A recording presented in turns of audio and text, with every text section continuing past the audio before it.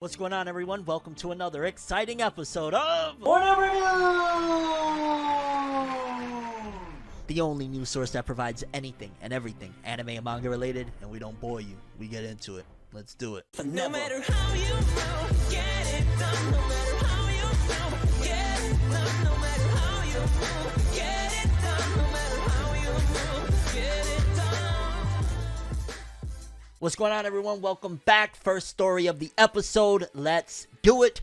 This one was a big one. This one, it's actually somewhat of a shocker, but not really at the same time, because I say it's somewhat of a shocker because you would always expect giant corporations that create, $1 million anime pieces and all that jazz. You expect that they're gonna have a backup, a floppy disk, a flash drive, something there housing everything that they're working on, because 10 seconds of animation is thousands and thousands of dollars. You know what I'm saying? So you definitely ideally want to make sure you have everything nicely backed up and secured and whatnot. But apparently some companies don't learn, because the same company actually back in the day for one of the most popular anime titles of all time didn't really keep their masters very well, and that's why till this day that anime, no matter how much you remaster or whatnot, needs to kind of be redone, because they didn't house those original tapes very well. And I'm referring to Toei Animation. And that story I'm talking about is the Dragon Ball Z Masters. Yeah, they're notorious. Look it up. It's factual. They didn't house and take care of the original film for Dragon Ball Z's creation.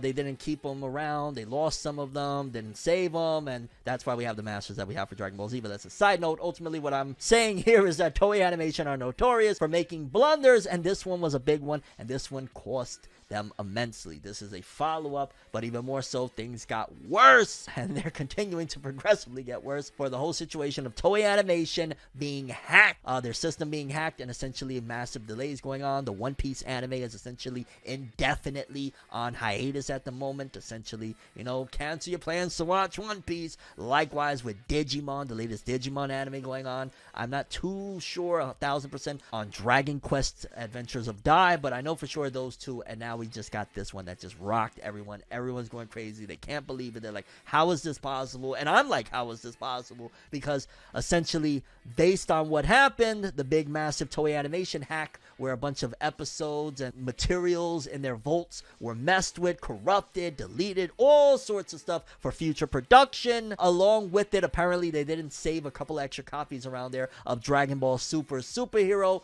and due to the hack and everything that happened, they're pushing back, and essentially it is now confirmed Dragon Ball Super Superhero is being delayed thanks to the Toei Animation hack. And wow, let's read more, but I have a very interesting opinion and take on this whole situation, but again, we'll read. Okay, people, before we continue on with the segment, I just wanted to let you guys know that 65% of people watching this right now aren't subscribed, and if you want to get notified on this story and any of the other stories we talk about, highly recommend you hit that subscribe and all notifications buttons. Subscribe button, bell for all notifications. Do yourself a service. I'll notify you. FORNEVER News Monday through Friday, all of that good stuff. So yeah, please support the channel, the movement. Hit subscribe. I appreciate you. Back to the story. Dragon Ball Super Superhero film delayed due to Toei Animation hack. Hack also delayed One Piece, Dragon Quest The Adventure of Dai, also it confirmed, Dragon Quest as well, Delicious Party Procure, and Digimon Ghost Game. Toei Animation announced on Friday that Dragon Ball Super Superhero, the second anime film in the Dragon Ball Super franchise, has been delayed due to the Toei Animation hack. Toei apologized to fans who were looking forward to the film's opening. The film was slated to open in Japan on April 22nd. The CG film's release schedule may differ depending on each country and region. The film was slated to open in North America this summer, and of course, as the name suggests, the film will have a focus on the superhero aspect, and Toriyama's returning for it. But wow, part of me thinks like, imagine, and not that necessarily I believe this, but I wouldn't put it past a corporation. I've seen corporations do a lot of wild things in my day. Imagine this Toei Animation whole situation is a hoax, and the reason they're doing all of this is because they saw the numbers of projections for Dragon Ball Super Superhero, and they were like, we got hacked, we have to push this back, and we gotta figure something else out because this shit gonna flop. Now, being realistic, that's probably like not even a possibility, because because I don't think they're gonna halt on the One Piece anime, Digimon anime, all of these anime being released with new episodes just because, like, yo, no, we don't want Dragon Ball to flop. I don't think that would equate financially for them unless they put a really big bag into this Dragon Ball film, but still. Honestly, this is wild. For starters, how can a company fumble that badly that you don't have copies like on additional servers, on flash drives? Like, you should have a giant, like a room, literally a hard drive the size of this entire room you're looking at me. There should be a hard drive with every single piece of animation, every cell, everything stored on that hard drive that is the size of like an apartment building or something, so that you always have each and every piece, because we're talking about millions and millions of dollars worth of stuff. So if they hacked into the Dragon Ball superhero film and deleted shit, I'm wondering how bad is it? Now, if we hear, let's just say within a couple weeks we hear, okay, we're looking like maybe late May, early June, then maybe they deleted, I don't know, a few minutes worth. But if they start talking about like, yo, dog, end of year or next year, then they did a number on it. And honestly, it's bananas. It's so wild how 2022, honestly, Toei Animation decided ending the year with violence in 2021, you know, attacking YouTubers, and then now this, and everything that's just been going on, been escalating and shit. It's bananas. But yeah, for people that were looking forward to Dragon Ball Superhero, it will not be releasing April 22nd, nor probably this summer over here in North America due to the Toei Animation hack. Pieces of the film were deleted, corrupted, who knows? We don't know how bad this thing is and how bad the delay is going to be. But yeah, Toei Animation, you know, they're starting to probably think to themselves, I'm gonna keep it a buck with you, because I would start thinking to myself, like, I wonder how much this, you know, whole 3D CGI venture is worth trying, considering there's just one bad luck thing happening after another. It's like terrible. Honestly, this film, with it being pushed back now and whatnot, with it already having negative reception because nobody's really that hyped for 3D CG, with having people saying I'm never supporting a Toei Animation product again thanks to the whole situation of attacking content creators. This, I don't know.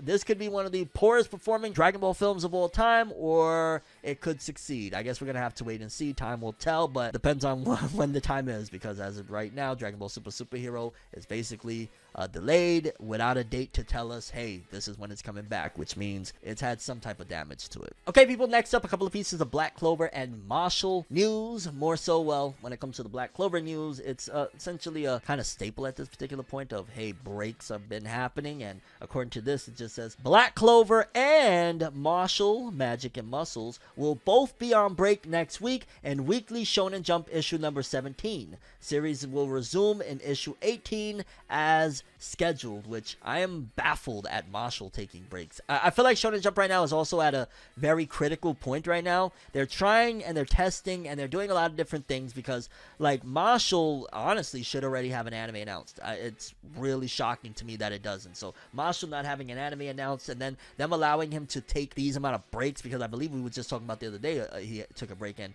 I've noticed that for the most part it appeared to me like Shonen Jump was focusing on giving like a little bit more established authors a break, people that have been doing it a little bit for a while, you know, like Black Clover, My Hero, and stuff like that. Maybe they feel that way about Mashle, considering it's been a couple of years and it's next up, and that's why they're allowing these breaks. I mean, in general, don't get me wrong, give every author and Jump breaks. They need them. The author of Mashle is a little early to it, and that's the shocker of it, but give him a break too. Why not? And again, it just kind of feels like they're putting him on that big dog status, despite the fact that, you know, it doesn't have an anime. But yeah, so that's mainly the big thing regarding Black Clover. It's about to rest. You know, you try to go to your 8th year, even though it feels like we're an end game, but that's a different story. But that was the Black Clover news. And Mashle, again, like I said as well, on break alongside Black Clover, so no Mashle and Black Clover chapters. And then there's an extra piece of Mashle news that I did want to deliver to you guys, because I found it to be a little bit interesting. And depending on things, this could also lead into something that could be maybe adapted later on in the anime, because, like, for example, Studio Pierrot decided to pick up Mashle, which I very well could see them picking it up, considering they just had a Magic series like Black Clover, and they like to stay close to what they know. Like, they had Naruto, and then they went from Naruto to Black Clover. They might go straight up to Mashle, and this piece of information might be relevant because of what has been done with Studio Pierrot in the past with the Black Clover anime adaptation. Let me tell you what I'm talking about. According to leaks, Mashle will be receiving and publishing its first novel titled Mosh Burn Dead and the Book of Adventures in May 2nd, 2022. Shout outs to my baby girl, my daughter. That's her birthday. And it also says, according to its description, Mashle's Mosh Burn Dead and the Book of Adventures 1 seems to be a game novel or choose your own adventure kind of book in which readers can make choices in order to reach different endings. Isn't that a visual novel? Wow, that sounds mad fun. I keep it a buck with you. This is very, very interesting. They're trying something different, but damn, man. Oh my god, we won't even be able to, unless somebody translated it, we won't be able to have that. Suck. I would love to play it. That sounds hype as hell. Visual novels are awesome, but essentially, yeah, Mosh Burn Dead and the Book of Adventures 1 visual novel, essentially, that's pretty much what it is.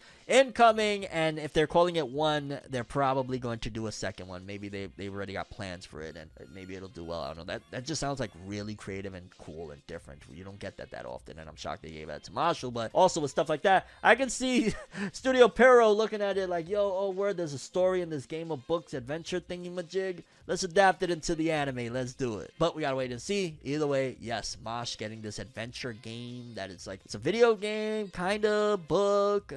We're gonna label it visual novel. Okay, people, next up, the weekly Shonen magazine author comment.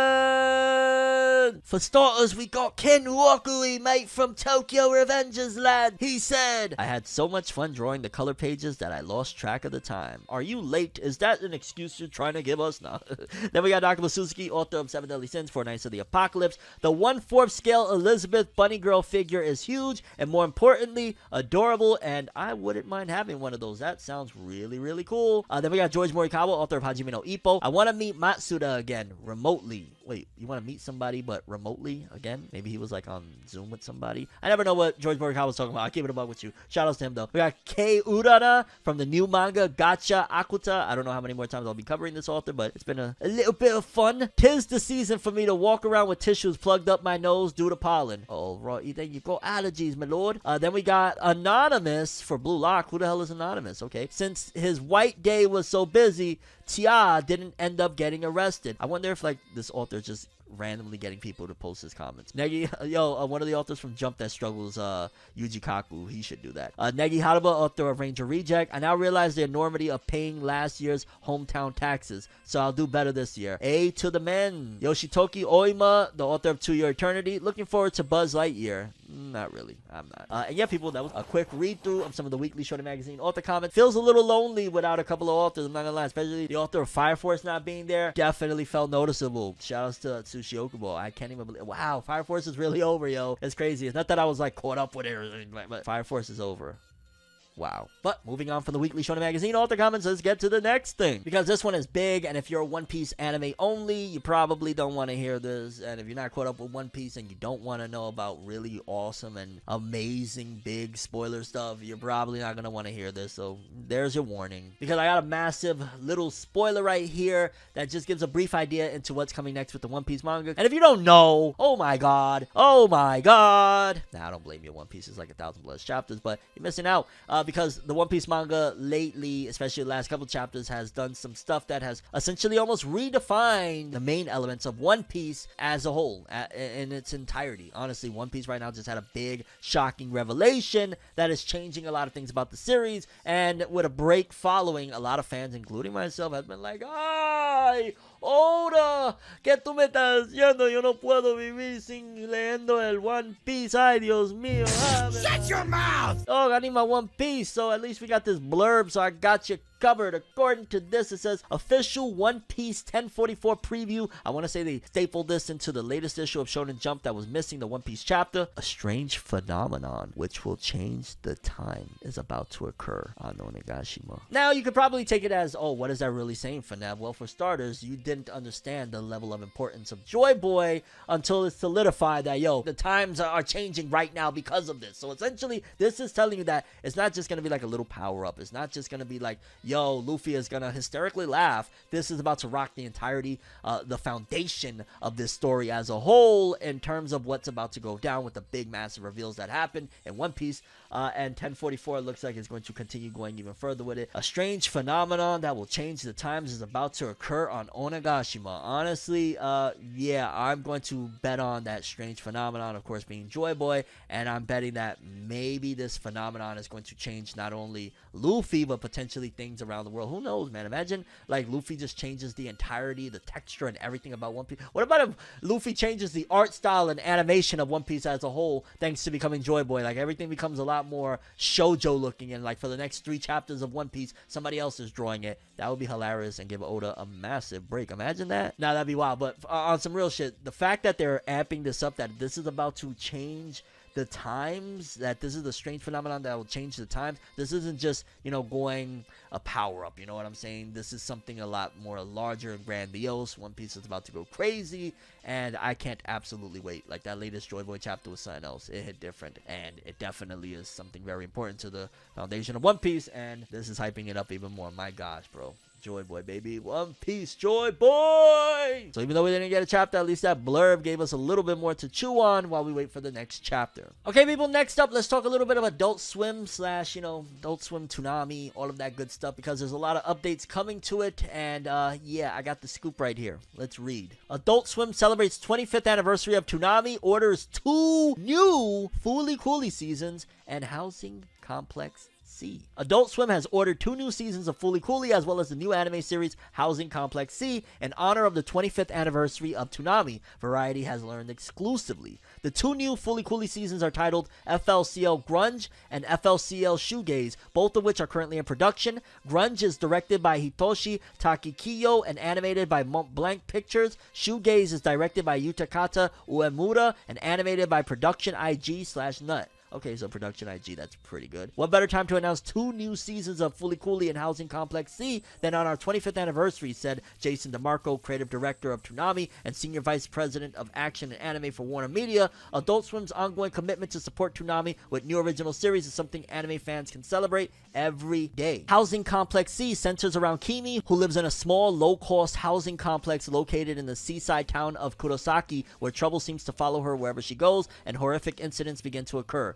Is an ancient evil stalking the residents of Housing Complex C. The series is directed by Yuji Nara with script and original concept by Amphibian. The animation studio is Akatsuki. Both Fooly Cooly seasons and Housing Complex C are executive produced by DeMarco and produced by Maki Terashima Furuta of Production IG USA. Longtime animated Toonami Countdown hosts Tom and Sarah Dana Swanson are at the center of Adult Swim's Toonami celebration. Their characters are featured in Cosmo Samurai Part 2 and a 4-part anime short, along with The Return, an all-new 2-part special with custom CGI Tom and Sarah storytelling piece premiering Saturday, March 19th and concluding Saturday, March 26th. And yeah, so more Fooly Cooly. I'm not sure how people received the last new Fooly Cooly, to be honest with you. Like, I only checked out, I think, like an episode or 2 back in the day when they had sent it to me of the new Fooly Cooly, and I was like, oh, it's kind of dope and shit like that. So that was kind of cool, but I don't know. I'm just like, are still people really highly in demand for Fooly Cooly? Just kind of came off to me as a little bit like the Housing Complex C thing actually sounds really dope. And hey, if those last 2 Fooly Coolys were great, then fine. But I don't know. The original was awesome, but I never got into the other 2 because I didn't give them, honestly, that much of a chance. I watched like 1 episode. So yeah, let me know if you really enjoyed the latest Fooly Cooly and are you excited for the new ones. The Housing Complex C, I'll actually probably check that out. That sounds pretty good. And yeah, it seems like Toonami, it's been a tough last couple of years probably for Toonami. A lot of changes, a lot of maneuvering. DeMarco moving around, Jason DeMarco, shout outs to him. It's been a lot of dibbling and dabbling for them, but it seems like they're still fighting. We just had a whole bunch of announcements recently. They got the new Attack on Titan. Like, they're standing strong, they're rebuilding, they're continuing, and shout outs to Toonami, yo, Tom forever, all day. And yeah, people, those were some quick updates for Adults from Toonami. Some new anime they got coming to the block, some originals. Let's go. Okay, people, and last story of the episode, in case you missed it, Jujutsu Kaisen, the popular Shonen Jump anime title from Japan, has recently released a film in theaters, Jujutsu Kaisen 0, aka the movie for Jujutsu Kaisen. And yeah, we got an update on what it did in North America thus far. I'm excited because I love to see what movies do over here in general when it comes to anime, considering I always tell y'all that 10 years ago, no movies, or not even 10 years ago. Wow, I guess it would be like 12 years ago. ago, because 10 years ago, I think we got Film Z. Did we get Film Z in 2012, 2013? I don't know. We got Film Z at some given point. It was a while after, but yeah. Point being is that a while ago, that was not happening. Now it's happening. I love to support them, and it sounds like based on this article, Jujutsu Kaisen 0 is doing well. Let's read the details. Jujutsu Kaisen 0 film earns US $8.68 million on Friday and is set to debut at number 2. The entertainment news source Variety revealed on Saturday that the Jujutsu Kaisen 0 film is set to debut at number 2 in the United States in its opening weekend behind The Batman. Losing to The Batman, nothing to be ashamed about at all. The film earned US $8.68 million in 2,300 theaters in its first full day in the US on Friday. Variety projects that the film will earn US $19 million in its debut weekend, which will approach Demon Slayer Kimetsu no Yaiba the movie Mugen Train's debut weekend earnings in the US of approximately $21.2 million. Comparatively, Jujutsu Kaisen 0 earned $9.3 million in Japan on its debut day on Friday last December. The film earned $23.5 million in its first 3 days in Japan. Jujutsu Kaisen 0 earned about US $2.88 million at US box office from preview screenings on Thursday. The film opened with English subtitles and with an English dub in the US and in Canada on Friday. So yeah, people, it's looking like we're doing pretty good if we did about that, and we're closing in on almost 20 million. I'll keep it a buck with you. If you rock with Jujutsu Kaisen, go support it. I love the competition, and I'm a massive Jujutsu Kaisen fan. I would love for JJK to outdo Mugen Train, so we need 2 million. 2 million. Go watch it, okay? Like, it's awesome. I brought my niece and my nephew. Got all 3 of us tickets, Bob, all that good stuff, and we had a blast. Support Jujutsu Kaisen. Let's beat out Demon Slayer. If we don't, that's fine. I love Demon Slayer too. I just really love Jujutsu Kaisen. And it's looking great for it, and I'm so freaking happy. I remember it was Battle of Gods, Dragon Ball Z Battle of Gods, back when they first started bringing back anime films to the US and whatnot. That shit did like 2 million in a full week or something. It was terrible. This shit is doing almost 10 mil in a day. Like, times have changed. Anime's here. The box office has seen it. In case you don't know, Demon Slayer Season 2, the Entertainment District arc, recently wrapped up. And a lot of fans been like, yo, what's been going on with Demon Slayer? It's been a little slow. Y'all know here on FORNEVERNEWS, we were talking about Demon Slayer every single freaking week while it was going. You know, there was something in the news cycle. Well, there's a little bit something unfortunate, I guess disappointing, frustrating, annoying, and yeah, just downright not cool that's happening, or that happened, shall I say, with Demon Slayer over there in China. You guessed it, that's right, because apparently Demon Slayer over there made a little bit of a stir, or people were upset, or just in general they wanted to avoid that, because apparently there was some censorship in Demon Slayer, which is kind of crazy at this particular point. I feel like we've come a long way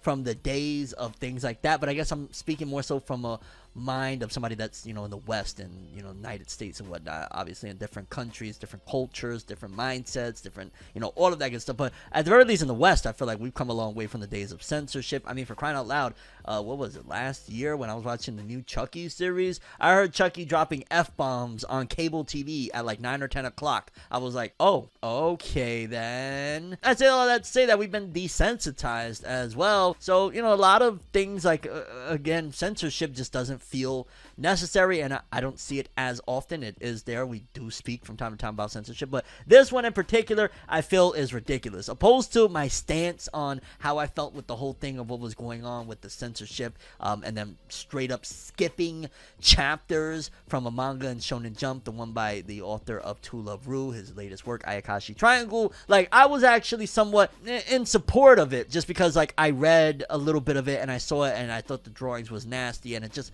wasn't for me. I just keep it a buck. It was a lot of lowly bait and a lot of really nasty stuff. So I was like, yeah, nobody, you know what I'm saying? That's a risk, a financial risk, all sorts of stuff to have that next to a whole bunch of other properties and whatnot. Probably do want to censor it, and probably people shouldn't be seeing that. But this one in particular is like, oh, come the hell on. Now, this one was very, very extreme, and I was like, I mean, I get it. It's, you know what I'm saying? We hear stuff from China all the time, but geez, because looking at the image, and it says here, just the people that posted, Chinese censorship board is not a fan of showing unnecessary skin in anime. So in the Chinese version of Demon Slayer Season 2, Daki wears pants in her fight against Tanjiro, and looking at it, I'm like, dog, literally they covered her thighs. Like, basically they don't want thighs being shown because you still see a belly, you still see a cleavage, all of that good stuff. I throw the argument as well, they kind of darkened the cleavage as well. Yeah, she don't have a cleavage line anymore. I'm looking at it right now. Wow, that's another thing that they censored. That also, even look, the underwear is different as well. Like that's completely removed. There's more than just that. There's like a couple of different pieces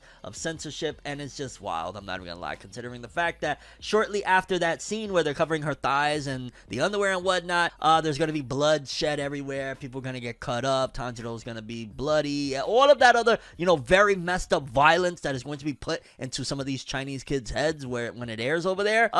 You know what I'm saying? Like, honestly, this one feels very, very ridiculous, especially coming from, like, dog, we're in 2022. Like, I'm not saying, don't get me wrong, it'd be different if, like, I don't know, Daki was with, I don't know, to a degree of showcasing a certain amount of things that is like, whoa, but fam, it's legs and a piece of clothing. Like, China's tripping, fam. I mean, I remember, I forget where it was. It was a different country, if I'm not mistaken, different place entirely, where it was a few years ago that Attack on Titan was actually censored, and they put pants on the Titan. I believe we talked about it either last year or the year before that there was essentially pants being put on the Titans in another country when Attack on Titan aired over there, or I believe it was the manga. So, I've seen certain instances like that, but dog, it's like 5 or 6 inches of flesh that you're covering in a piece of...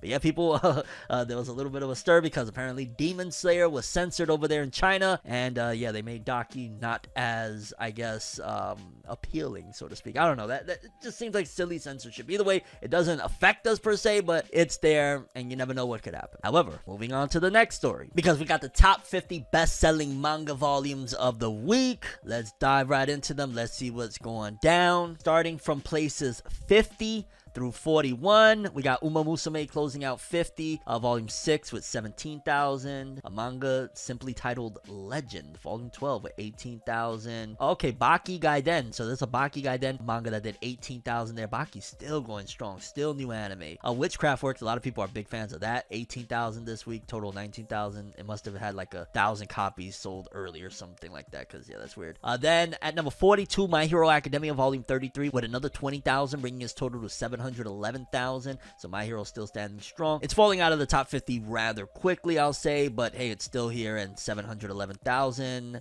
I don't know if it'll hit the mill. It definitely won't hit the mill before it leaves, but I don't know if it'll hit the mill. Probably in the long run. I mean, yeah, why not? Then, moving forward, we got places 40 through 31. The Vampire Dies in No Time, Volume 20. There's so many series I've never heard of. 20,000, 6 days. Not bad. Ayakashi Triangle, we were just talking about that, Volume 8. 3 days. Wait, that doesn't make sense. It says it has a total of 46,000 sales, and it did 21,000 this week, but it's only been on sale for 3 days? I'm gonna just roll with that. There's 46,000 sales in total since it was released on March 4th, and we're gonna go from there. Because, yeah, either way, that's still almost 50,000. Ayakashi Triangle, a fan service manga. Shout outs to the author. Then we got Jujutsu Kaisen Volume 18 still in there, 22,000. I definitely noticed, though, like in comparison to Demon Slayer, and I hate to keep comparing them, but it is what it is. They're pretty much like the Dragon Ball and Yu Yu Hakusho of this era or something like that. I don't know. I'm noticing that I'm not seeing that much Jujutsu Kaisen right now. Now, up the list, we might see a whole bunch more, but I'm noticing I'm not seeing too much. I saw one there so far. There's probably been like 1 or 2, maybe 3. Then places 30 through 21. Sakamoto Days at number 28 with volume 6, bringing in 27,000 this week, 55,000. Yeah, baby, Sakamoto Days going up. I love to see it. UQ Holder volume 17, 28,000 in 5 days. I swear to God, I keep thinking that it's over. I thought that ended. Like, it's still going, or okay. Not that I'm mad. I'm shocked. Kingdom volume 64, another 28,000, bringing its total to 577,000, almost 600,000 for Kingdom. Excellent. Fairy Tail 100 Years Quest volume 11, 5 days, 30,000. 11 volumes in. Fairy Tail was a series that would do 300 and something thousand. I was there. 300 something thousand first week, and it was crazy numbers. So to see, essentially Fairy Tail, I get it. It's a sequel spin-off. It's literally Fairy Tail, and they added the word year or 100 Years Quest. It's literally that. So 30,000, not great at all. The anime might do something good for it. I don't know. Like, we'll see what happens when the anime debuts, if it's gonna boost it up. But yeah, 30,000 doesn't sound excellent. We got some Bungo Stray Dogs, 90,000. in 10 days, volume 22. I ain't gonna lie, Takopi's Original Sin, I can't stop staring at that cover art. First of all, in 10 days, it did 34,000, bringing its total to 76,000. But above all, the cover art, for some reason, I swear, I keep thinking that that's Aladdin from Magi crying, and it's like concerning to me. I'm like, wait, what's going on here? So shout outs to the art style of that manga, but yeah, stop tricking me, fam. Then we got places 20 through 11. We got Hanako-kun with 36,000, bringing its total to 188 in a little over 2 weeks, 16 days. We got Blue Box Volume 4 in 10 days, 86,000. Yeah, that's a keeper. Almost 100,000 in a little over a week. Not bad. Tensei Shitara Slime Dataken, 5 days, 45,000. The slime series continues to expand. Wow. Okay, that's really, really dope. In 10 days, almost 100,000. Don to Don Volume 4 at 14 with 46,000. Yeah, there must have been like a shortage or something last week because these numbers are huge.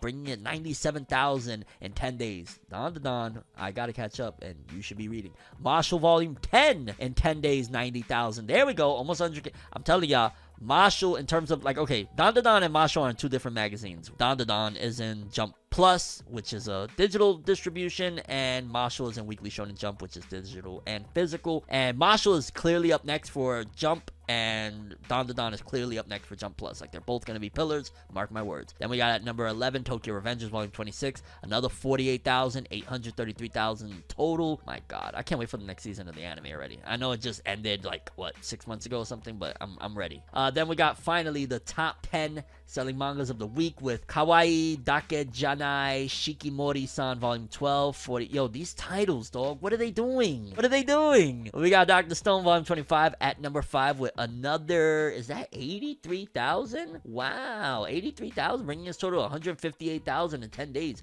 160 in 10. That's great, especially considering Dr. Stone is about to end soon. Then we got Grand Blue Volume 18 with 96,000, bringing us total almost 199 at 7 days. Then top 2, we got Kaiju number 8 Volume 6 in 10 days, 434,000. That sounds more about right for Kaiju number 8. And coming in at number 1, the Slime series, fam, Tensei Shitara Slime Dataken Volume 20 with 256,308 coming in at number 1. God, yo, I get so mad that that's one series. Like, I've checked out a lot. You know, I've seen so many anime, dog. I've probably seen years worth of anime. I've never seen the Slime series yet. I gotta watch that. Find time, Tim. FORNEV.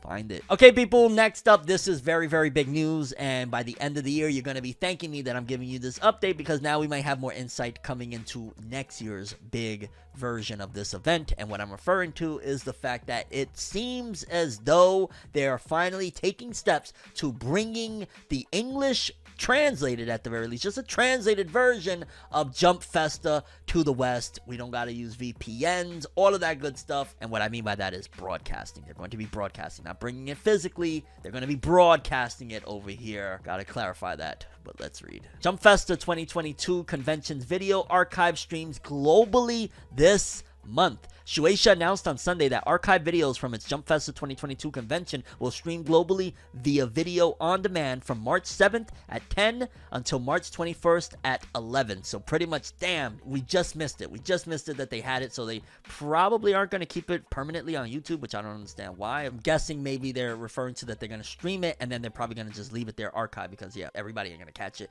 The streaming will have English subtitles. The following stage events from the convention will be available on demand. Good, so we know what to look forward to if we're gonna watch it. The Spy Family, Dragon Quest Adventure of Dai, World Trigger, the Boruto Naruto Next Generations, Prince of Tennis, Dragon Ball, Bleach, Chainsaw, all of them. Damn, Platinum End, World End Hero, Demon Slayer, Jujutsu Kaisen, Dr. Stone, My Hero, One Piece, everything. The hybrid online and in-person convention took place December 18th to the 19th. Physical part of the event was held at Makuhari Messe in Chiba, with tickets available via lottery and with attendance limited. So they want to see probably how well it does. If it does well, we're probably going to get like an E3 global version of Jump Festa moving forward. I'm hoping for that. I'm hoping that this does well, because yeah, I don't want to be looking for random people online like, yo, dog, you watching it, you using a VPN just so I can freaking watch this, or having to use a VPN myself. Like, no, I want to enjoy my E3. This is like E3 for me, for anime and manga fans that love this shit, that, you know, stay up late thinking about this, watching this and all that jazz. That's E3 for me, and I want to be able to watch it without having to go through a hassle, and watching it without subtitles, and, you know, guessing and asking people to try. Like, we don't want all that. Give us that. We should have been had it, but thankfully they're taking steps, and hopefully it seems as though maybe next year, who knows, we could actually get a global live stream of this event. That would be mighty fire, and I'll be honest with you, if they do that, I will probably live stream my, I guess, reaction or me watching the event while it goes down, because again, this is like what, a once in a year type of thing that I'd be doing, and it'd be fun. And again, if you don't know what Jump Festa is, which I don't know how, and I've explained a lot, essentially it's a festival at the end of every year where Shonen Jump brings all of its series, mangaka, all sorts of stuff, to announce all of the stuff that are coming for each series. So, you know, movies, magazines, games, all of that stuff get announced at Jump Festa. Moving forward, finally another update for My Hero Academia season 6, which I want to say we're really close to it, and also at the same time I'm worried. I feel like we just wrapped up watching My Hero Academia season 5, and in case you don't know, majority of, from what I saw, a lot, I don't want to say majority because people might say no, majority of what I saw was different, but ultimately majority of what I saw was a lot of negativity and a lot of disappointment with season 5 in comparison to the hype that the manga had. Like, the manga My Hero Academia, for the portion that is adapted for season 5 of the anime, was loved, admired, praised, all of that good stuff. People were screaming, yo, when it gets there, we're gonna go crazy. It got there, we didn't go crazy because it wasn't what we expected. So yeah, it's unfortunate. We're gonna have to keep our eyes peeled when it comes to season 6, but we got a little update here. It says My Hero Academia TV anime 6th season key visual, and they're putting an emphasis this time on the pro heroes for this image, because none of the MCs of Deku, Bakugo, Todoroki, Uraraka, none of Class 1A are here. It's Endeavor, Hawks, Present Mike, Mirko, Mountain Lady, Midnight. Like, it got pretty much all. Is that Crust back there?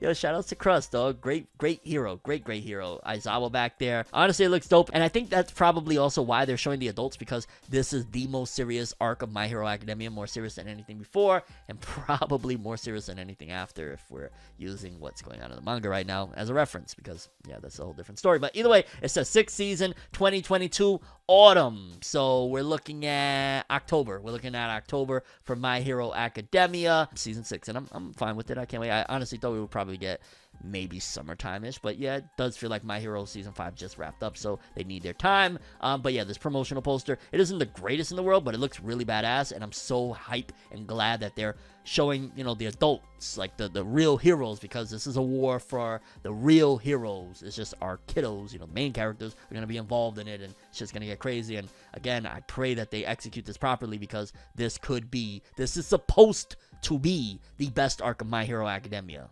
Let's see if they get it together. Because seriously, My Hero Academia, as it stands right now, in terms of value, in terms of people's thoughts on it and whatnot, ain't looking too great. I'm seeing a lot of hate and backlash, and this season 6 could erase all of that. Let's just hope that they're not producing another film, unbeknownst to us right now. Like, that would make everything go terrible. The production, no more movies, Bones. Okay, promise me. But yeah, people, just a new visual for My Hero Academia season 6. Can't freaking wait. Autumn. Studio Bones, I'm watching you. Like Funimation, you know that you should be watching. Funimation.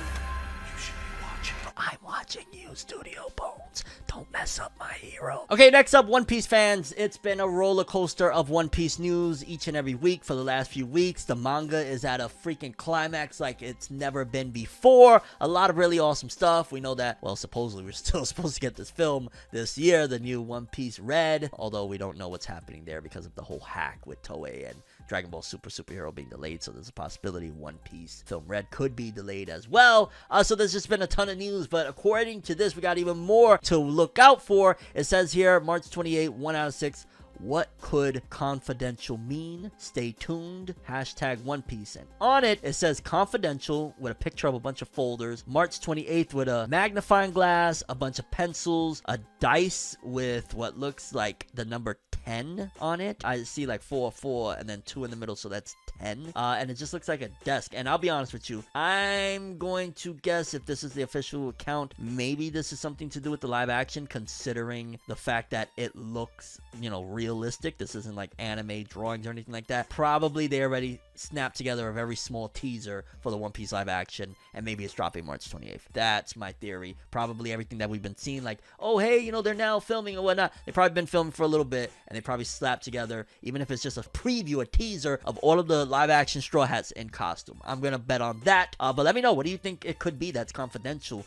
Could it be the end is near? It could be the next arc? Could it be a new, like, what the hell? could it be? We already got a movie coming, so we know that. It could be the big mystery. Oh my god, I don't know. The mystery is going on in manga right now. Would that be? Technically, that would be on. Yeah!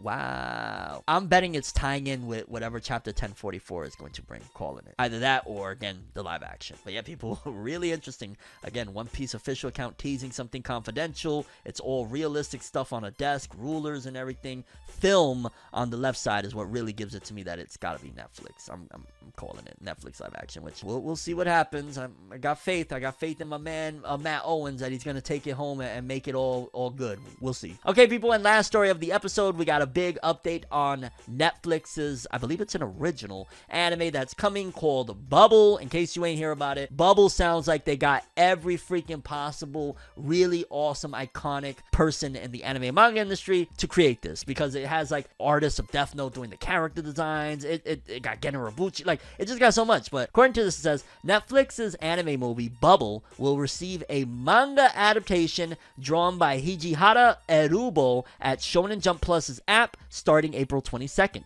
The first volume of the adaptation will be released May 2nd. Shoutouts to my daughter. That's my daughter's birthday. I'm gonna keep saying every time that comes up. Shoutouts to my daughter. I love my daughter to death. And I ain't gonna lie. Again, I'm really excited. And this is one that you should really be excited, especially if you got Netflix and you're an anime fan. This is going to be one that I can't freaking wait. The studio attached to it, the art and animation seen on the teaser trailer, the character designer, all of it. It just looks like a recipe for something great. But unfortunately, if it falls anything short of great, I'm probably going to be a little bit upset, because, like, yo, you got the all-stars, dog. That's like bringing the best basketball players of all time together. You got Jordan, LeBron, all these people working together. You know what I'm saying? Yeah, people, just wanted to give you guys a quick update on the Bubble anime. Well, for starters, there's a manga coming, and also it's still heavy in production. And I ain't gonna lie, the manga art doesn't look as crisp as the anime, just because, again, they got a different artist to do it. And y'all already know Oba and Obata, they hit different with their art and story. And the art in particular, I prefer the anime. It looks so good. Oh my god. Don't leave your girl around me. True player for real. ForneverWorld for real.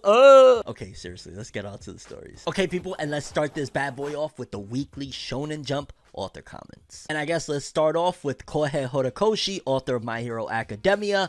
I'm starting to no longer get hungry. I'm close to evolving into a perfect life form. And I'll be honest with you, hearing Kohei Horikoshi, like, usually, and again, I'm inferring, again, this is all based on speculation, based on piecing together a lot of messages throughout the last few years of authors and whatnot. And from what I gather, from my perspective, in my opinion, without offending, okay, no, I personally think that Horikoshi really is, I don't want to say down bad, but it sounds like something changed over the last couple years. I don't know if it's that he saw that My Hero Academia wasn't doing what he wanted it to do, or it exceeded what he wanted it to do, or some massive change that he doesn't sound as happy as he used to be doing this, and he sounds like he's ready to move on. It sounds like week after week he's ready to go. He doesn't sound as happy anymore like I feel he was 3 years ago or something like that. And maybe that's just me, but reading these author comments, every time I see Kohei Horikoshi now, it's like, I don't know, maybe again it's from my perspective, maybe again I'm a little skewed at how I feel about things, simply because My Hero Academia has been announced that it's ending, and things do feel a little bit quickly paced in the manga, actually very quickly paced in the manga right now.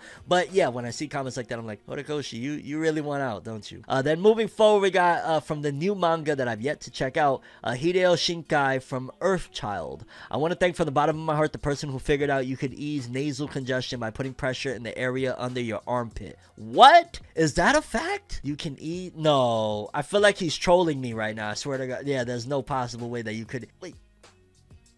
How could this possibly do anything for you? What? I'm gonna move on, and we're gonna check back on that, like on some Mythbusters shit, because what? I wanted to add this one in there, the author of Undead Unluck, Yoshifumi Tozuka. While I wait for my opponent in Master Duel to play Solitaire, I grind for levels in Elden Ring. Oh god, that just sounds like such a fun-ass time, going back and forth from Yu-Gi-Oh! Master Duel to Elden Ring, and oh my god, bro. I need to get some more gaming friends and stuff. Like, anybody out there want to be my friend? But like a real friend, like not stab me in the back, not make you know, problems. Like, genuinely, like, you know, lifetime, go to the movies, have fun, you know, all sorts of stuff. I'm taking applications. FORNEV, you're the news guy. Who want to be friends with you? Just shut up and give us the story. Alright then, goddamn. We got Gege Akutami, author of Jujutsu Kaisen. I'm so sorry for last week. I will work more efficiently, and now I've been hit with hay fever. Dude, oh, stop it. Go take 10 breaks.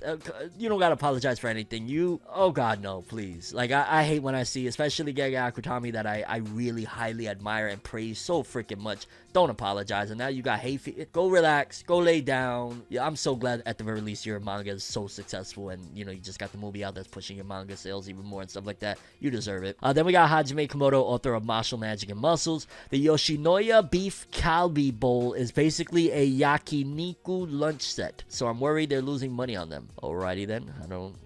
Okay. Then we got author of Black Clover, Yuki Tabata. My 2-year-old daughter calls Melon Pana Mewn Mew Mewn, and it's so cute. My daughter is addicted to Five Nights at Freddy and watching Markiplier videos. Yes, Markiplier. Like, yo, if you happen to come across this clip, my 4-year-old absolutely loves you. Can I get a shout out for Morgiana? I'm just saying, Markiplier. Shout out for my 4-year-old. She watches you every single night, dog. I see you on my daughter's television all freaking day. Anywho, Yuto Suzuki, author of Sakamoto Days. I gave my wife beef tongue for White Day. It was a large serving where you could really see the tongue, so she had some reservations. That sounds, ugh. I'll be honest with you. Then going towards the bottom, actually scratch that. I skipped over because I didn't realize that we're getting a little bit better at this. And what I mean by that is Yuji Kaku, author of Ayashimon, actually rose up the ranks a little bit of the TOC in terms of he's not in the bottom. In fact, he's not even in the bottom 5. I believe he's not even in the bottom 10 because Yuji Kaku with Ayashimon, they said, I've thought about it so much that now I'm thinking, what do I need to do to be able to think about the author comments? Okay, now he's turning this into it's an ongoing gag. All right, Yuji Kaku, we see you. Shout outs to you, though. I'm glad you're a little bit up there. And then we're gonna close this one out with Gen Osuka, author of Doran Doran, who is now surprisingly, after all the hype and it rising up and Ayashimon looking like he's on the chopping block, now Gen Osuka's Doran Doran is at the bottom. They said, I discovered the coffee-based concentrate drink. I'm drinking the Saru Tahiko coffee ones like crazy. I don't know. Shout outs to you, dude, man. Just in general, I always feel like I gotta root for the authors in Shonen Jump regardless, man. Like, they all in some very, very, I don't want to say dangerous, but definitely delicate situation of, you know, your dreams is right there and it could all come crumbling in 12 weeks if a bunch of 8-year-olds in Japan don't care for what you're drawing and stuff. So, but yeah, people, those were the weekly Shonen Jump author comments. Always a treat. Definitely interesting to see the swapping now of Ayashimon rising up and Doran Doran being at the back. Next up, this was a while ago, and I've been holding on to the story, been meaning to talk about it, but I got it here for you guys, because it says here, Hiro Mashima, author of Fairy Tail, Raid Master, y'all already know the latest one, Eden Zero. Well, y'all remember that we've been talking about it for 100 million years, that he was working on this game. It was going to be a free-to-play. Well, it's out, and I'm going to link it in the description below, because I feel like if a man like this puts so much hard work into something like this, we absolutely should support him and, you know, give him encouragement and, you know, good criticism, all of that good stuff. So after this one, I'm definitely going to check it out, because it says here, Rebecca and Machinery Western-style building has been released, aka it's a made by the author himself, Eden Zero video game for mobile, I believe. EdenZero.net, you can download it here. It's a short game, but I hope you enjoy it. We look forward to your feedback and bug reports. And again, I want to check it out. I genuinely want to see what this is, what Hiro Mashima has been doing. We saw little bits of like the little, I forget what is her name. Not Plu. I forget the little robot's name, but we saw a little video of Hiro Mashima playing the game. So yeah, I want to play this short game. And again, congrats. Hold on. We give Hiro Mashima his flowers around here, okay? We don't do all of that other extra shit. Yeah, Hiro Mashima has fucked up big time in the past, but we don't do that right here when it comes to hustlers, people that strive, people that are constantly grinding. Over here at ForneverNews, we celebrate those people. So shout outs to Hiro Mashima. Congrats on the big release of your first independently created video game. I can't even believe you do these things. You're such a freaking inspiration on getting it done. No matter how you move, get it done. Hiro Mashima is a man that lives by no matter how you move, get it done. Just every once in a while, he moves a little to the troll side. Now, real talk. So much respect and admiration. Shout outs Hiro Mashima. Shout outs to this game. Go download it. Link in the description. He absolutely deserves it. He made it himself, by himself. Hiro Mashima, Eden Zero creator. Yeah. Which quickly also, before we move to the next story, I think that's probably the most purest essence of an anime to video game adaptation you're going to get when it is 100% made by the creator himself. So this right here is 100% Hiro Mashima's vision with the tools at his disposal. Okay, people, next up, a big story, massive story, and I'm very excited to share it with you guys regarding Black Lagoon. Now, if you're not familiar with the Black Lagoon manga and anime series, and in particular the author, he's been very controversial over the years when he does pop up because we don't hear from him too often, but every so often he chimes in. I remember it was like 12 years ago, he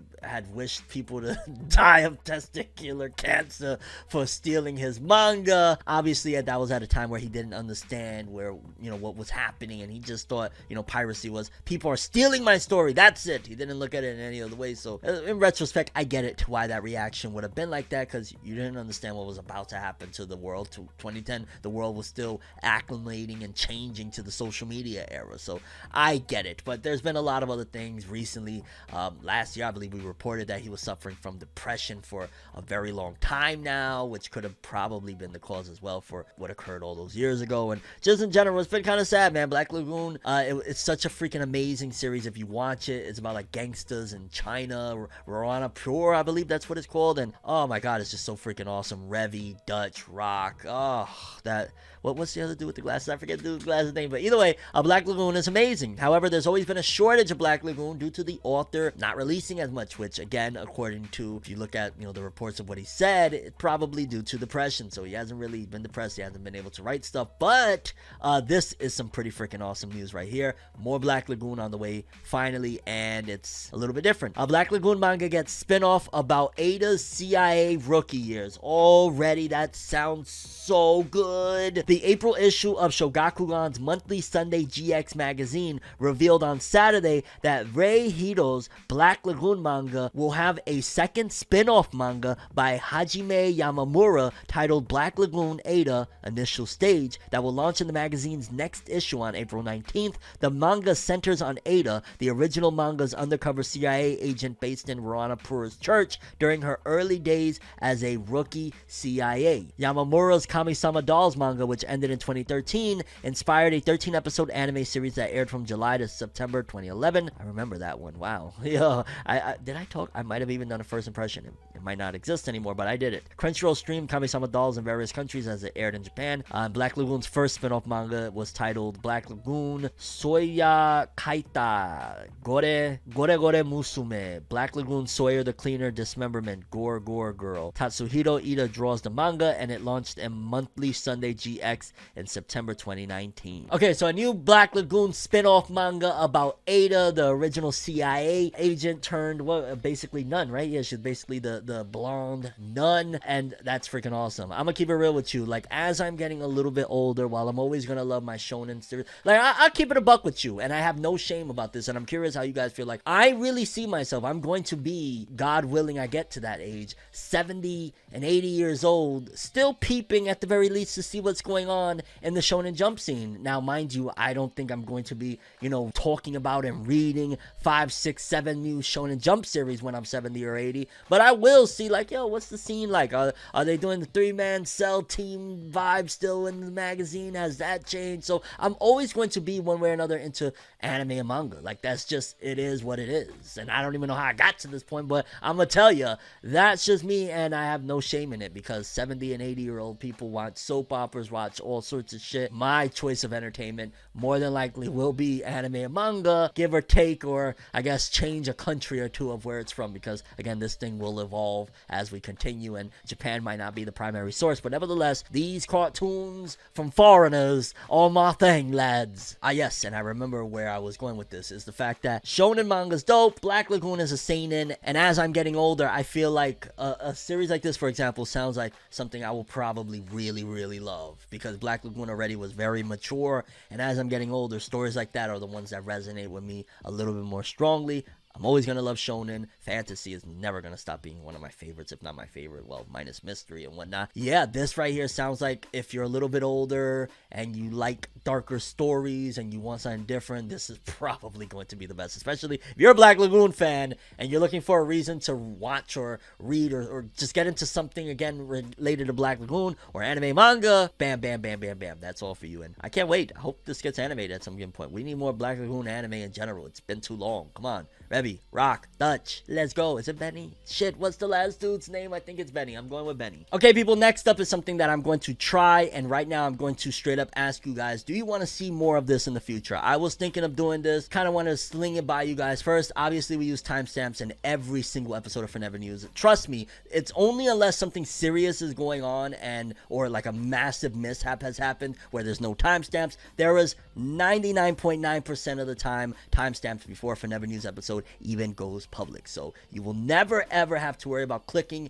and something happening, because I was thinking about potentially in the future covering more manga spoilers in the episodes of Forever News. Of course, they will be timestamped. Of course, they will be very vague, so nothing, unless you click on this and listen through, you will not be spoiled. Let me know if you're interested in that type of content moving forward as an addition to Forever News, because I can absolutely add some of that in there, and I would love to do it as well, because that's something that we're going to do here with something that is massive, something I've been talking about since 2010 on YouTube, and it feels like this is a climax. It feels in a weird way like, again, another piece of the ending coming for One Piece, because there's a full-on summary of One Piece chapter 1044, and I'm gonna keep it real. Sometimes I fall back into my old ways of, I can't help myself, I need to read this, and I need to read it now, and I read it, and I saw some spoiler images as well that I'm not going to include, because again, I don't want nobody scrolling and accidentally getting spoiled on what's happening in One Piece, but I'm gonna read this to you. God damn it, I love One Piece, yo. Shout outs to One Piece. If you're watching this right now, like this video, because One Piece. I'm not even gonna lie, I really love One Piece so much, bro.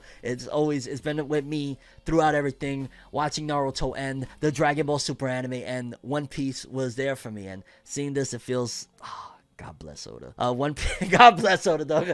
I'm such a fucking One Piece lover. And so it's titled One Piece Chapter 1044, Liberation Warrior. Shoutouts to Oro Japan 1. Some of Luffy's allies, Sanji, Kid, Law, Hyogoro, and Marco, feel his presence and that he is still alive. Again, despite the fact that, you know, he was pretty much felt dead. So it's like he's alive again. And if they're feeling his presence, then it's Luffy himself as well. It's not like another being taking over his body. A conversation of the Gorosei in the castle of Mary Jose. Oh my god, let's go, let's go, let's go, let's go! The world government has always tried to get the Gumu Gumu no Mi, but they have not been able to do it in 800 years. Let's go, let's go!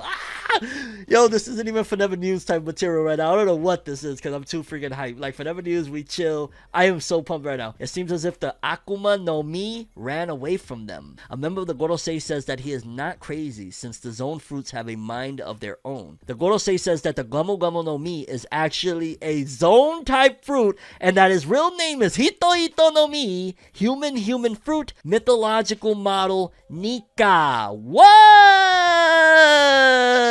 Bro, dog, oh my god. Humanity came from a fruit. Imagine. Yo, dog, I am never gonna lie. Holy shit. So, Luffy's been a special zone this entire time. Nick, how was it Paramecio?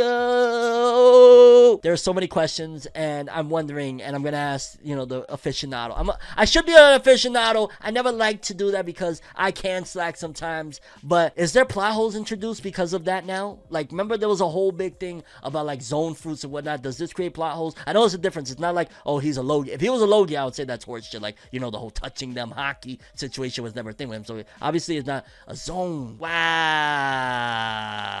So he ate the human fruit, essentially. And if we're mismatching names, that's probably why we don't know much about how Roger combated people, and we just left to assume that he did it with raw strength and hockey. Probably Roger had the fruit all along. God knows. Who knows if Roger also had the Gumu Gumu no Mi, aka, well, the Hito Hito no Mi, the human fruit, and it just manifested in a different way other than rubber or whatever else it possibly could be. I don't know. Luffy is Roger and we're in a time loop. But either way, the human, and I know somebody's gonna say, Fornev, that's so stupid. Why are you saying that theory? I'm having fun. Shut up. But yeah, it could very well be the case that they didn't even know that Roger had that, because if this is a fruit that nobody knows the name, then... But anyway, there's still more to this shit. There's still more. In the chapter, we also see a part of Hiyori and Orochi. Oh god, I'm scared to know what parts. Luffy has awakened his fruit, and now he feels he is fully. It's his gear fifth. Ah! Gear 5th, let's fucking go. Dog, I'm doing a live reaction the day this drops. Luffy versus Kaido. So this is what, round 4 now? Okay. Luffy grabs Kaido from the roof and takes him upstairs, then attacks him in a savage way. Holy shit. Luffy grabs the ground and transforms it into rubber to return a bolo breath to Kaido so he awakened and he could turn everything around him into rubber. So he ate the human fruit, and this entire time has his fruit been turning him into rubber because he's a silly Luffy dude? So essentially, Luffy could start, if this is the human fruit, not the gum fruit, the human fruit, then essentially Luffy might be on some Think My Hero Academia after a certain point and what happened with Deku. That could possibly... I swear to God, this is so crazy. Oh my God, right now. Whoa, but this is Forever News. Let me know if you want to see more of this type of segment with me talking about the spoilers within Forever News, because wow, this just brought a whole new energy. And I ain't gonna lie, I need to talk to somebody. Somebody out there talk to me about One Piece, please. Anyway, let's carry on. I'm getting way too ahead of myself. And I guess while we're still in the ballpark of One Piece, let me wind down a little bit, because I got I'm too hype right now. Let's talk a little bit about One Piece, but in a different matter, because apparently the president of South Africa visited the One Piece live action series set. And that's massive already, as it is. Like, he went there, I guess, to support and show, you know, hey, we want to see this thing happen. So that's really dope. Also, in case you don't know, Usopp was always from Africa, so I'd imagine they're probably at that point filming. Also, with that big tease that we talked about in yesterday's episode of them teasing that something is going down with One Piece, they continue to tease more about what's about to happen, and now we're seeing the president. I definitely think we're going to get a trailer soon for the One Piece live action Netflix. I think they're going to throw something out. It'll probably be a while in between the trailer and the full-on series, but I think that's going to happen. And also, this signifies, if the president of South Africa is visiting the set and whatnot, it signifies that they're filming. They're getting shit done. They're getting a move on with it. So by the end of this, did they say 2023? I forget. Did they announce a particular year? Was it this year that it was coming or next year? Either way, when we get the announcement, because I forget the last announcement what they exactly said, probably soon we're going to be getting a trailer. I'd imagine very shortly. And shout outs to that. Shout outs to the president of South Africa at the very least for that. I don't know him on his politics. I don't know nothing about his political aspects. All I know is that's pretty cool to see a world leader. Like, no, that's actually pretty freaking dope. Like, you going to the set. Like, shout outs to him. I'm sure he did it for a political reason and agenda, but either way, still pretty cool. Next up, a few days ago, this came out, and this is very worrisome, that Tokyo Revengers by Ken Wakui was going on break in Weekly Shonen Magazine, issue number 17, that came out March 23rd. The series will resume in the upcoming issue 19, out April 6th. And the reason, though, is something a little, to be concerned. A case of the virus infection was positive in the staff. So it doesn't necessarily say Ken Wakui himself. It could have been, a background designer. It could have been somebody that does tones on the manga. Could have been an editor. Whoever it may be, somebody caught the virus. And yeah, so that's why they had to take a week break, because I think now the protocol is down to 5 days of isolation and all of that jazz. But yeah, sending positive vibes, best wishes to everybody over there. Definitely nothing to, definitely something to be a little bit weary of, and just in general don't like to hear it. So sending good vibes, positive energy to Ken Wakui. Yeah, seems as though a little bit of a break because of what's happening, but thankfully it does look like things are starting to, fingers crossed, get a little bit better in certain areas of the world. So I'm very grateful and positive about that. But yeah, people, Tokyo Revengers has to take a break. The manga, especially, is kind of crazy right now in the middle of craziness, but it's definitely completely understandable. Absolutely let them take a break due to somebody catching C19, lads. Last story of the episode, people, something that I found to be really ironic and weird and doesn't make sense, but kind of in a strange way does, regarding Attack on Titan. Now, when I think about Attack on Titan, I think about very depressing shit. I'm gonna just keep it real. Like, I think about it's a great series, and I had so many memories throughout the years, but I get depressed just thinking about, like, yo, dog, imagine being in the Attack on Titan world. You know what I'm saying? I get crazy. Sometimes I get, like, the hype, adrenaline, rock music mindset to it, like, yeah. But for the most part, Attack on Titan itself is a depressing story, and I'm going to always imagine that the music itself is going to come out a certain way. But I'm thinking more so, when I think of the music again, I think of, like, the OSTs of, like, the rocking hardcore shit that they do. But Attack on Titan is now taking a different direction with this. It's just random, weird. Yes, it just says here, Attack on Titan tribute jazz album will soothe you to sleep. I don't think about jazz and soothing things when I think about Attack on Titan. Saxophonist Norihiko Hibino, who did Metal Gear Solid and Bayonetta, shoutouts to them. God damn. And pianist Ayaki, who did Atrion Odyssey and Persona Q, are teaming up for their 12th album with Scarlet Moon Records on their Prescription for Sleep tribute series. The duo, known as Gentle Love, is tackling anime for the first time with the Prescription for Sleep Attack on Titan album. With soothing jazz renditions of familiar songs across all 4 seasons of Attack on Titan, they aim to bring a peaceful and relaxing end to the tragic and violent series. The announcement trailer embedded includes short samples from the album, which I listened to it, and some of the names I couldn't say to save my life because they're in different languages and I don't even know what that is. But yeah, it seems as though there's 13 tracks, and the album will release digitally on April 4th. Pre-orders are available through Bandcamp, Amazon, Apple Music, and there's a digital booklet exclusive including full credits, recording notes, liner notes, and an interview with Gentle Love. A physical vinyl release planned for 2023. Attack on Titan jazz album. It just, I mean, I see the mindset in terms of if I was in the Attack on Titan world, I'd probably be listening to blues and jazz and just be kind of down like, yo, we trapped with monsters, they're gonna kill us, or we got racists on the other side of the world that hate our guts and want us dead, like, So I get that aspect of it, but just as a series, like, I don't know, weird. Maybe it might be good. I heard a couple of bits. It's like, cool, it's just Attack on Titan jazz album? What's going on, everyone? Welcome to another exciting episode of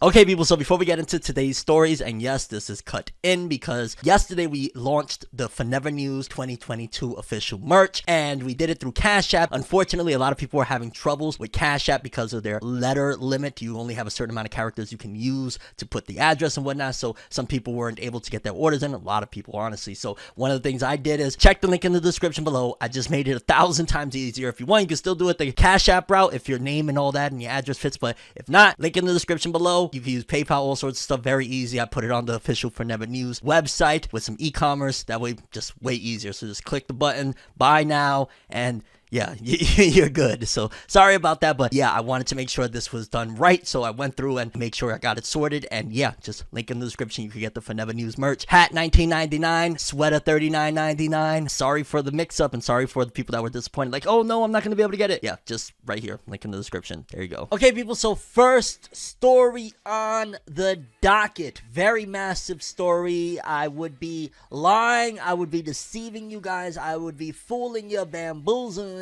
You name it, I would be doing it if I was to tell you that I am completely shocked or surprised that this actually happened, because some things you just know. You know what I'm saying? You just know water's gonna be wet. You just know fire's gonna be hot. You just know when something is fire in the realm of manga, it's getting an anime adaptation, especially if it meets certain criteria. And this one that I'm about to tell you guys, I ain't gonna lie, I've been keeping my eye on it for a minute. It came out, I want to say now 2 years ago, if I'm not mistaken, over on the Jump Plus app, and was almost initially met on as like a hit. I remember, I think I caught up, it had no more than 4 to 7 chapters, somewhere in that ballpark of, you know, manga it had at that particular point, and I marathon read it all in one sitting because everybody was telling me, like, you should check it out. I checked it out, marathoned it, and absolutely loved it. And now here we are a couple of years later, after I said, yo, this is definitely going to be big. It is getting announced for an anime, and that series is Kaiju number 8 is indeed confirmed for an anime. It says here, according to JP Anime Manga _JP, all over the interwebs because everybody's talking about it. Breaking news: Kaiju number 8, a sci-fi horror manga theme created by Matsumoto Naoya, receives an anime adaptation and will be produced by Toho Animation. Official announcement coming soon. Note: Toho will be the producer, not the animation studio. So if you're worried, like, well, who the hell is Toho? They're not the ones that are, you know, actually putting it and drawing it and whatnot. They're just like the people that are overlooking it, putting it together, and that aspect, and piecing it together, the overhead, so to speak, of it all. So you don't got to worry about, like, oh, so it's not like that is going to be a very, very big concern. That's something that we absolutely have to talk about. Let's talk about it right now. That Kaiju number 8, for starters, we're in a different era, right? Kaiju number 8 is coming in 2022, a different time and era in anime and manga, where our animation is so freaking important, right? It's kind of topsy-turvy to the point of like, yo, dog, before it used to always be all about story, and I think in the world of manga, story is still very crucial for the most part. Like, even if you have the most gorgeous art style in manga, if your story sucks, it's 9 times out of 10 you're probably not going to go nowhere. There's the exceptions, but majority of the time that's the case. In anime, I think something, as long as it looks really gorgeous, because anime is a more appreciated and more accepted medium than manga, because, you know, it's visuals on the TV screen or your phone or whatever, it gets a little bit more love and admiration, even when it's not story based. Like, it, you know, sometimes let's just say it's just a fan service anime, it'll still have an audience and be fine. A manga, fan service manga, it wavers, but it's still nothing in the ballpark of an anime can get away with it when a manga can't, although an anime can fail too. We're not going to deny that, but ultimately that's one of the things right now that is going to be a determining factor for Kaiju number 8, what studio goes to. Now, everybody and their mama's probably screaming out, it's going to be MAPPA, right? Like, it got to be MAPPA, and I'm almost getting to the point where no, not MAPPA, like somebody else, and not even necessarily Ufotable either, because how would Ufotable work doing this? Like, Ufotable, they've done, you know, the Fate franchise, and don't get me wrong, Ufotable, they're like aliens in terms of like the level of quality they do is unachievable by normal man and creature alike that it picks up a pen and a pencil and draws and shit like that. Like, they do it just at a different level, but they don't come as frequently. But you get Fate Zeros, you get Fate Stay Night Unlimited Blade Works, you get Demon Slayer, you get the Mugen Train, you get that quality like season 2 is, oh my god, season 2 of Demon Slayer, that is just indescribable, unmatched, and just in general hype. So Ufotable, they would be massive for Kaiju number 8, but Ufotable also usually has, how can I say this, like a more prettier looking art style type of thing, and Kaiju number 8 doesn't feel that way. Kaiju number 8 feels very rough. It's about like a 30-something-year-old dude that is essentially cleaning monster shit when the series starts. So I don't know how you're gonna make that look pretty with Ufotable, but you never know, they could pull it off. Besides those two, there's also like A1 Pictures, but A1 always a hit or miss. Bones, after what they did to My Hero, like, you know, 4 seasons, 5 seasons in, Bones, y'all could relax over there. And then at that point, it just starts to become a, well, who do we have left? I mean, there's Studio Wit that is now having to collaborate because they're having financial issues. I think Wit would have been a great match considering they did Attack on Titan so well, but Wit, they're in financial burden, so, and they're working on Spy X Family at this particular point, which, that's crazy. They got Spy Family. Oh my god, imagine that's why they're doing a collab with Clover. What was it, Cloverworks, that they're doing the collab for Spy X Family? What if that's the case, they're doing that for Spy Family because they're also collaborating with them as well on maybe Kaiju number 8. That would be insane. Honestly, Wit Studio getting it would be big, and honestly damn near perfect too, because I mean, look what they're doing with freaking Ranking of Kings right now, godlike. But I don't want to talk you guys' ears off. Basically, bottom line is Kaiju number 8 got an anime coming out. I'm expecting it probably next year. It's being done, produced by Toho. We don't have the actual studio though yet. It could be anyone. Let me know what you guys think. MAPPA, Ufotable, A1, Bones. Is Skynex still around?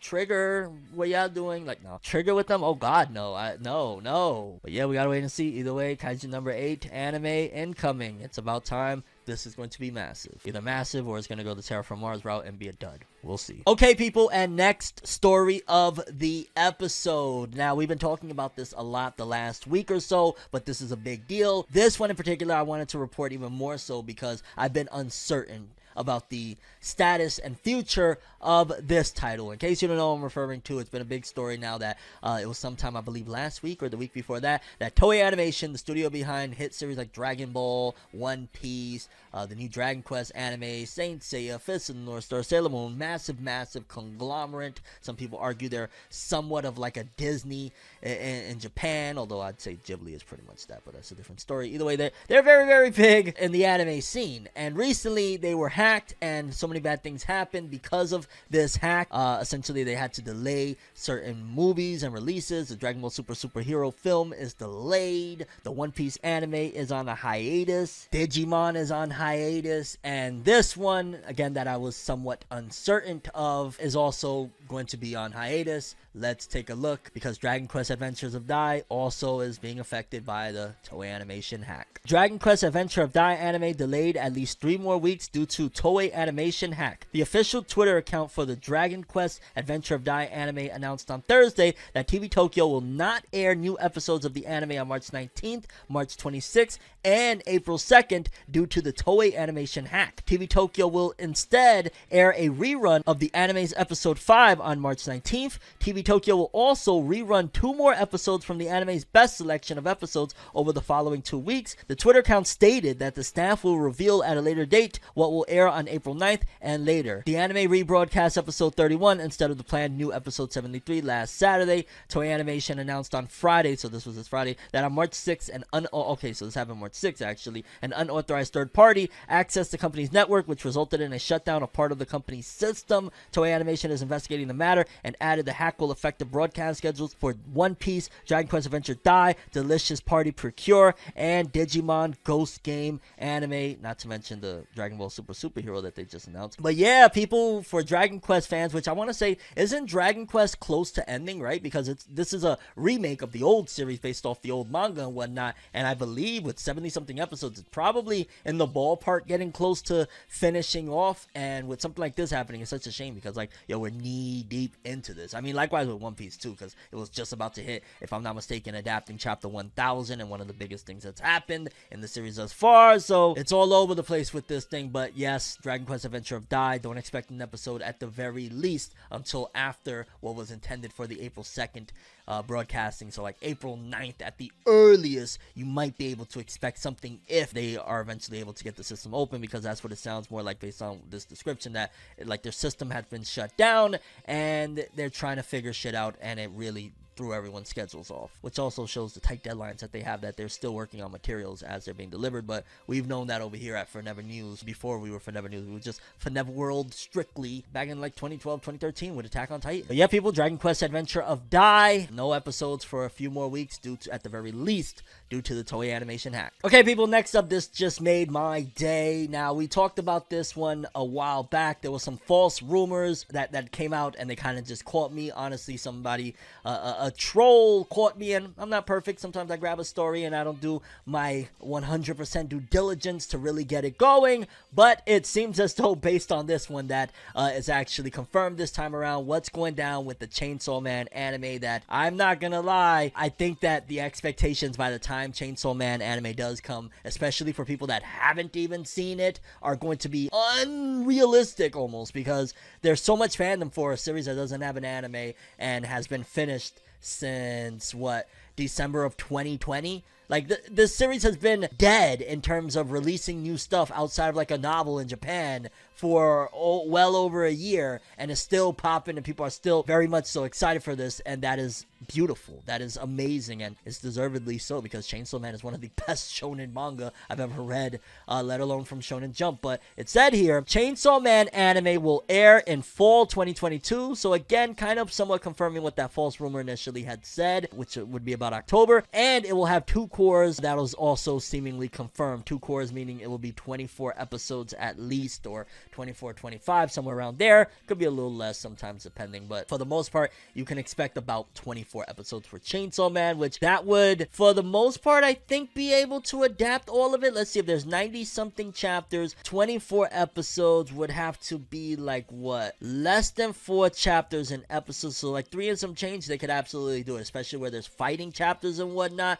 They can absolutely get it done in 24 episodes, no doubt in my mind, and that would be so much more preferable. Now, I ain't gonna lie, realistically, they could even do 50 chapters or 60-something chapters, but then season 2 wouldn't work. You get what I'm saying? Like, because of the way Tatsuki Fujimoto did it towards the end, that there's 97 chapters, I think. There's like 90-something chapters of Chainsaw Man, not even 100. It's tough for them to really get a footing on how do you do this. Like, do you do 45 for a first season and then 45 more, and will that suffice, or do we do just one big one shot and then wait for Chainsaw Man 2? See, we could have had a Chainsaw Man 2 anime adaptation way quickly following Chainsaw Man 1 if Fujimoto would have been writing this entire time, or at the very least took only like a couple months off. The fact that he took all of 2021 off and we're still 2022, we're heading into April and still no Chainsaw Man 2, and he's talking about writing other one-shots and this femme fatale stuff and all of this other insanity and whatnot. We could have had Chainsaw Man 2 be 50-something chapters deep at the very least at this point,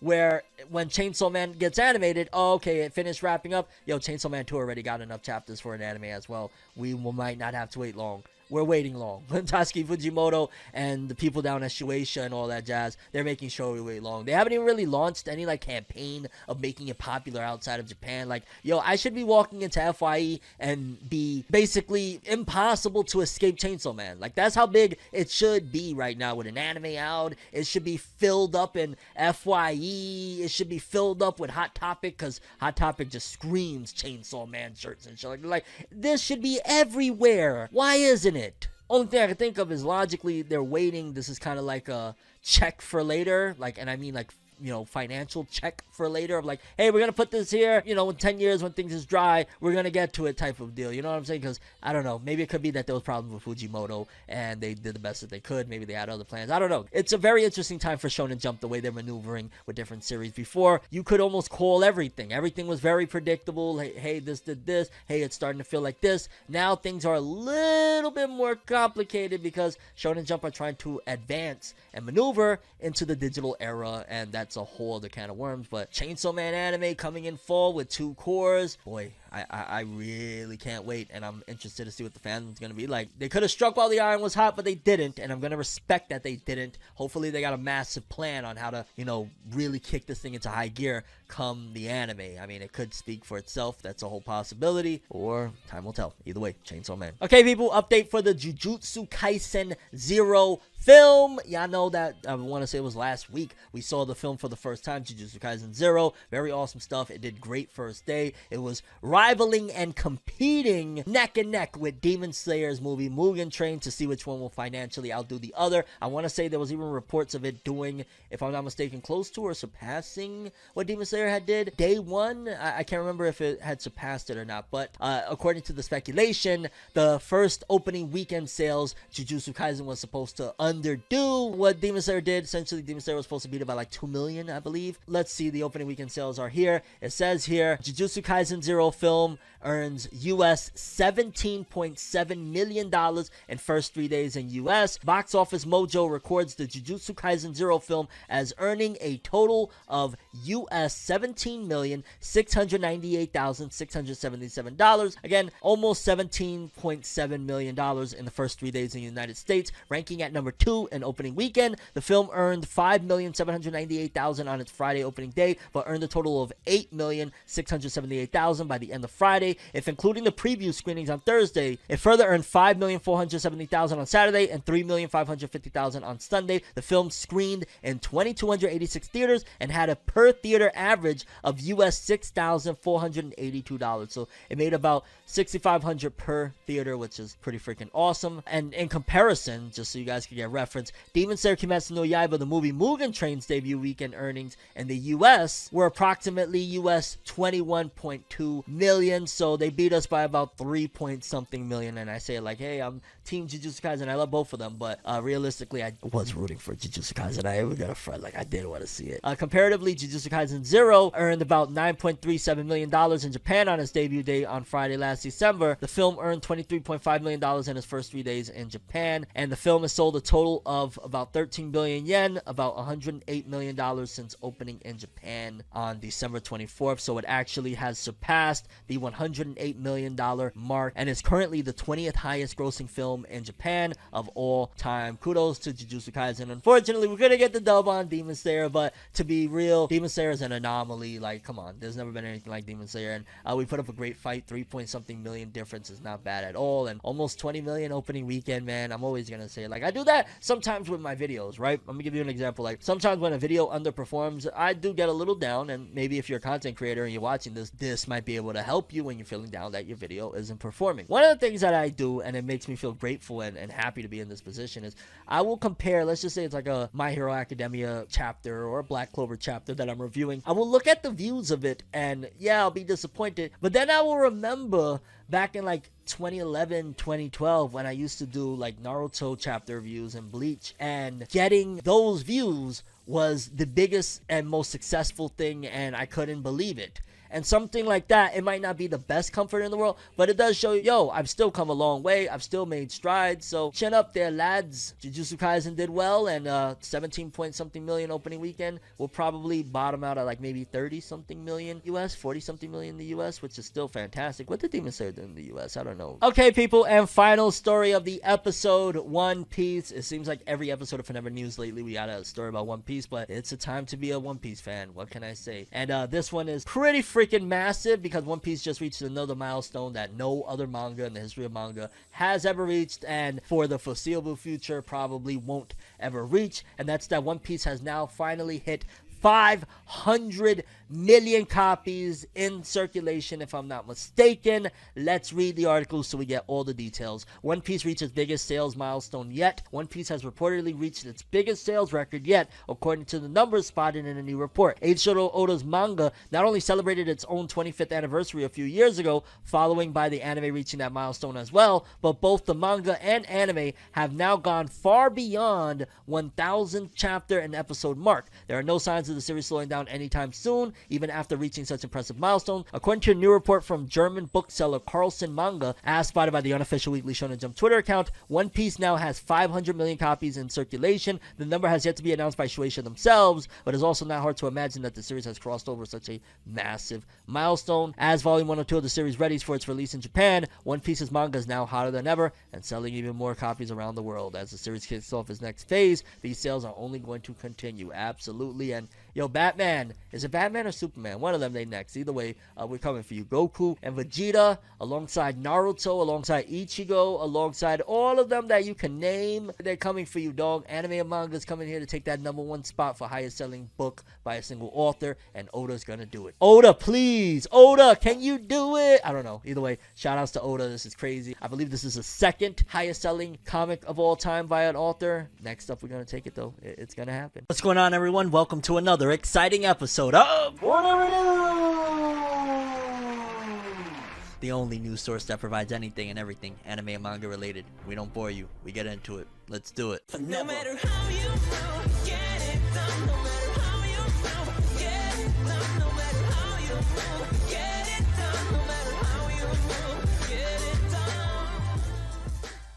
Okay, people, and to start off this episode, we got an update for Overlord fans. Y'all know a lot of people have been highly anticipating the next anime installment to the Overlord series. I believe Overlord 4 was announced a little bit ago now, but we got a lot more info on it. Let's read and we'll continue. But Overlord fans, it looks like some good stuff is coming. Overlord Season 4 TV anime reveals July 2022 premiere with second full trailer. So that's good for people that are wondering, like, yo, what happened? They announced it, and you know, whatever came of it. There you go. It says Ainz's adventure through another world in Overlord continues with the 4th season, which was announced tonight to be premiering in July 2022. This article is a little bit older, so forgive me. It's quite old actually, but I wanted for people that may have missed it to know about this one. Alongside the date, the second trailer was unveiled to the world on the live stream, and again, it just showed like a visual and whatnot for Overlord fans. And yeah, I just wanted to cover this because a lot of people were bugging me about Overlord for a while now, and for those that may have missed it, yeah, Season 4 is coming July 2022, and yeah, Overlord fans rejoice because the isekai, you know, scene is alive and well and thriving. I don't know how much longer, but it's alive and well. Okay, people, next up, some really awesome updates in the world of JoJo's Bizarre Adventure. It feels like, I don't know what happened prior to 2012, but somewhere around 2012, let's just say 2010, when the business really started to become a thing or whatnot, once the JoJo's Bizarre Adventure anime became a thing, the David production anime that started in 2012 or whatnot, and we got to where we're at right now,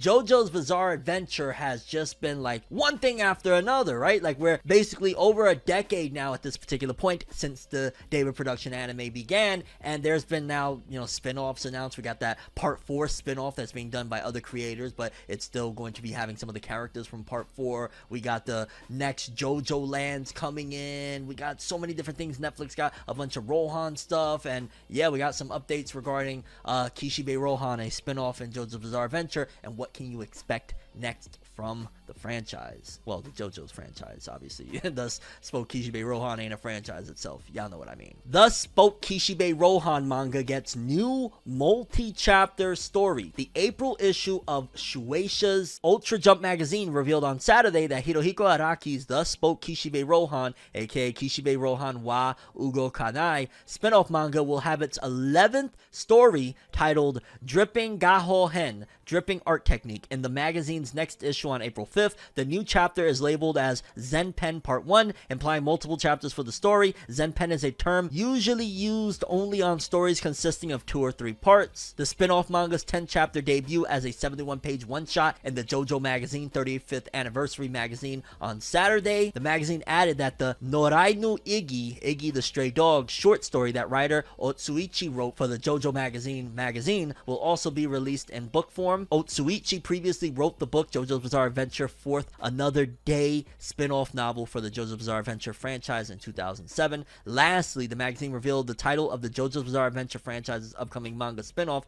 as JoJo no Kimyo Naboken Crazy D no Akuryo Teki Shitsuren, JoJo's Bizarre Adventure Crazy Diamond's Demonic Lovelorn Affair. Kohei Kadono, who did Boogie Pop and others, Haji Shirazu no Purple Haze light novel of JoJo's Bizarre Adventure Golden Wind, is writing the story, and Tatsuku Karasuma, who did No Gun's Life, is drawing the manga. The manga is the franchise's first spin-off aside from the Spoke Kishibe Rohan. It's kind of weird just because, like, yo, isn't there also the Jolene spin-off that is happening, that little gag spin-off and shit like that? So that was kind of a weird comment. But either way, for fans of that, I am very excited because Netflix probably ordered more episodes of Kishibe Rohan, and it means they got to make more manga chapters so that they could translate it smoothly the way they've been doing. So I'm interested to see how it turns out. Obviously, it's not being done by Hirohiko Araki, and I don't believe these creators were the ones that initially did the other one, so we'll see how it goes. But I am almost guaranteeing that this is going to hit Netflix and hopefully is as good as the other, because Thus Kishibe Rohan is so fascinating and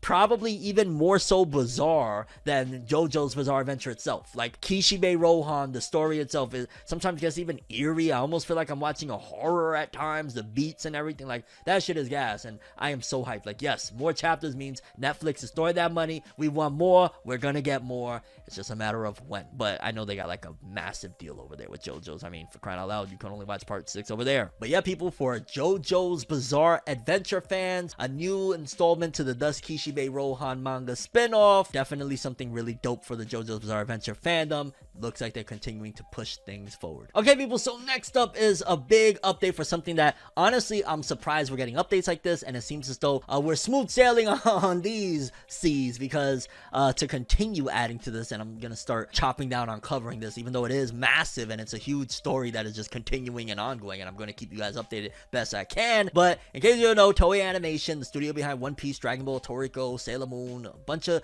juggernauts, recently were hacked, and due to that, production has been destroyed essentially, and a lot of anime, including One Piece, Digimon Adventures, Dragon Quest Adventure of Dai, have been put on hiatus, including even the Dragon Ball Superhero film that is supposed to be coming here soon. So it left a lot of us like, wow, you know what I'm saying? So what does that mean for every other title? The One Piece anime itself is on break right now, the TV anime. So them starving fans of new episodes with a movie on the horizon is a very good thing, because people are gonna be like, yo, I haven't seen One Piece in so freaking long, I don't care, give me 20 tickets, I just gotta see this movie Film Red, oh my god. Like, that's genuinely gonna be what some people feel. But I say all that to say that I'm shocked that One Piece Film Red is again not being affected by the hack. It must be that they already had that done and set aside somewhere or something, because yeah, with everything else, I mean, Dragon Ball Superhero being delayed, I mean, it could also be because I believe, isn't it, One Piece doesn't come out till August? I believe it was Dragon Ball April, One Piece August, something like that. They could be like, well, we still got plenty of time, we don't need to fall behind. If anything, we just hire 1 or 2 extra people to, you know, make up for what happened. So maybe that's why they're pushing things forward, because we got a big update for One Piece Film Red in terms of the character designs and what things is going to look like for the film. It says One Piece Film Red reveals battleware character designs for Straw Hats. The official Twitter account for the upcoming One Piece Film Red anime film revealed the battleware character designs for the film on Wednesday. Oda himself drew the designs, which have a theme of rock X pirates and features leather and studs for a Middle Ages armor vibe. And I wonder if it's going to be in alignment again with that whole idea of. Remember, they were saying the rumor that it was going to be called One Piece Rocks, and that never happened, never came to fruition. Still very well could be that something is in there to do with the Rocks Pirates, so there's still a possibility, and that's why, you know, they said Rock X Pirates, like it's going to be a double entendre. Who knows, right? Could be. But we see the designs. For the most part, it looks very like, this is what I expect with One Piece at this particular point, so I'm not necessarily shocked or, oh my god, I can't believe they did so well, because I normally expect them to be in different outfits. I normally expect them to look really crisp. I normally expect them to look really dope and look as like, holy shit, you know, this is such a treat to see them in this fashion outside of the TV anime and whatnot. So with the sketch, first of all, we got Luffy here. He got a big skull wrapped around his shirt, and he got a big jacket, and I mean, he looks Pirate King like, and you know, he got the big trench coat and whatnot, so that's something that you can expect in the film. Then we got Zoro, as always suave. It looks like he has a cross with an arrow pointing down on his back. Interesting. Okay, then hold up, because he did say he was going to be the king of hell. Hey, Makoto Shisho, you and Zoro are gonna have some fun there. Nami, looking scrumptious as ever. It's Nami. She always looks absolutely amazing. A mixture of like absolutely, you know what I'm saying, scrumptiousness, and then just being a really badass looking chick. Shout outs to Nami. Usopp. Usopp always looking awesome. Kind of reminds me, to be honest with you, a lot of their look from Stampede, if I'm being honest, but maybe I'm off because it's been a bit. Then you got Sanji with the number 3, San 3, and he looks cool. He got a big sword for the most part. Again, it's just what I expect with One Piece films. Like, Chopper looks dope. Oh shit, Frankie got a big ass freaking mohawk. That's kind of cool. Robin, easily my favorite, hands down. Whoa. Robin and Brooke, best looks for Robin. Oh my god, I love Robin forever, dog. Robin, that's the one you wife. Nami's the one that yeah. I got your cab services waiting out there. I'm sorry, I mean Uber. Again, Brooke, awesome. And Jinbei looking dope. Goro Taniguchi, who did Code Geass, One Piece Defeat the Pirate Ganzak Special, is directing One Piece film Red. Tsutomu Kuroiwa, who did One Piece film Gold, One Piece Heart of Gold, Gantz Zero live action, and Black Butler, is writing the screenplay. And One Piece manga creator Eiichiro Oda himself is serving as executive producer. The film will open in Japan August 6, 2022, and One Piece Stampede was the 14th film, so this is the 15th film, and it earned about US $93 million at the box office worldwide. So wow, that didn't crack 100 mil. Another, you know what I'm saying, what they say, sign of the times, I guess you would say. By the way, people, just want to let you guys know quickly, in case you don't, that we have FORNEVERNEWS 2022 official merch on sale right now. Check the link in the description below. You can get it through PayPal and other methods. You just click on the link, go to the website, and either pick this hat that runs for $19.99 or go for this hoodie that goes for $39.99. It would mean a lot to me if you'd support it. This was just done for, you know, love and passion that, hey, we've been doing this since 2010. We're 2012, baby. We're 12 years strong. Let's keep going. Let's go. Links in the description, or you can Cash App $Fornev and put your info and, you know, what do you want, the amount and all that good stuff. But I'd prefer just probably go with PayPal and whatever else, because those are easier. Just literally a couple of clicks. But back to the story. And yeah, honestly, I want to see this film. It's kind of crazy that in 2022 I could 1000% say whatever they do with Dragon Ball Super Superheroes. In comparison, One Piece film Red, I'm anticipating it like a 9 out of 10. Dragon Ball Super Superhero, I'm anticipating it 5 to a 6-ish out of 10, because it's just, you know, that 3D shit. So I'm very, very excited regardless, though. Shanks, this is big, and yeah, looking forward to it. What do you think of these designs, though? Do you think they dope? Moving forward quickly so you don't be thrown off guard. My Hero Academia, y'all know the drill. This happens with every manga. This is once again an update. My Hero Academia will be on break next week in Weekly Shonen Jump issue number 18, and the series will resume in issue 19 as scheduled. So it will be on break for a week, but it will be returning. I don't gotta divulge too much other than the fact that mangaka deserve these breaks, and I'm actually fascinated that he's taking a break now that I think about it, considering the fact that a lot of people would agree that it almost feels like Horikoshi is making a beeline for the ending of My Hero Academia right now, based on the announcement that it's ending at the end of this year and how fast things are flying through. It's like, holy cow, what happened? Honestly makes me question sometimes, and I know people would think that this is absolutely blasphemy, and I understand that, but kind of makes me wonder sometimes, like, yo, is there some dispute or something? Is Horikoshi unhappy, or did they cancel My Hero behind the scenes? The short answer is no, probably not. Nah.